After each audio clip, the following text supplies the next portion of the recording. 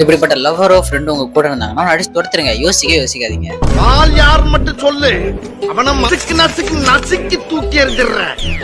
அவன் தான் தப்பு பண்ணுவான். கடைசி நம்மளே கன்ஃபியூஸ் பண்ணிட்டு நம்மளே சாரி கேட்க வைப்பான். இவங்கள சைக்காலஜில கேஸ்லேட்டர்னு சொல்லுவாங்க. புரியுற மாதிரி சொல்லணும்னா இவங்க நம்ம மைண்டை மேனிபுலேட் பண்ற ஒரு ப்ரோ பிளேயர். இவங்க ஸ்லீப்பர் செல்ஸ் மாதிரி அங்கங்க இருப்பாங்க. லேட்டா தான் லேஸ் பண்ணுவோம். இந்த மாதிரி பர்சன்ஸ் பார்த்தா நம்ம இவ்வளவு நாள் டிராவல் பண்ணிட்டு இருப்பாங்க.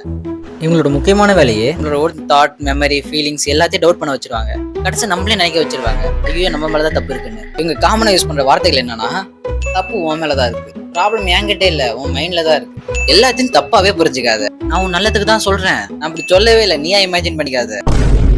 நான் குறைய சொல்லிட்டு இருக்க கூடாதுல. இப்ப இருக்கிறவங்க கூட நீங்க டிராவல் பண்றப்ப உங்களுக்கு என்னென்னலாம் கிடைக்கும்னா, உங்க கான்பிடன்ஸ் லெவல் கம்மியாகும். நீங்க உங்களே நம்ப மாட்டீங்க. அடிக்கடி சாரி கேட்பீங்க. ஸ்ட்ரெஸ், ஆன்சைட்டி, கில்ட்னு எல்லாமே தாறுமாற பிச்சுக்கிட்டு போகும். கன்சிஸ்டன்டா நினைச்சுக்கிட்டே இருப்பீங்க தப்பு உங்ககிட்ட தான் இருக்கும்னு. அந்த மீம் பாத்திருக்கீங்களா? ஃப்ரைட் ரைஸ்ல சிக்கன் பீஸ் தேர்னிய பங்காளி இப்ப மென்டல் பீஸ் தேட வச்சுட்டாங்கன்னு. அந்த படம் சுத்தி கிடப்பீங்க. இவங்க கிட்ட இருந்து நம்மளை காப்பாத்திடுறது நம்ம என்னென்னலாம் பண்ணணும்னா, பவுண்டரி செட் பண்ணணும். ஸ்ட்ராங்கா செட் பண்ணி ஆகணும். சப்போஸ் செட் பண்ண முடியலன்னா கட் பண்ணிடுங்க. ஏய் நீ நினைக்கிற மாதிரி ஒண்ணும் இல்ல, அவாய்ட் பண்ணுங்க, கான்டாக்ட கட் பண்ணுங்கன்னு சொல்ல வந்தேன். சோ ஃப்ரெண்ட்ஸ், இப்படியும் சில மனிதர்கள் இருக்கிறார்கள்.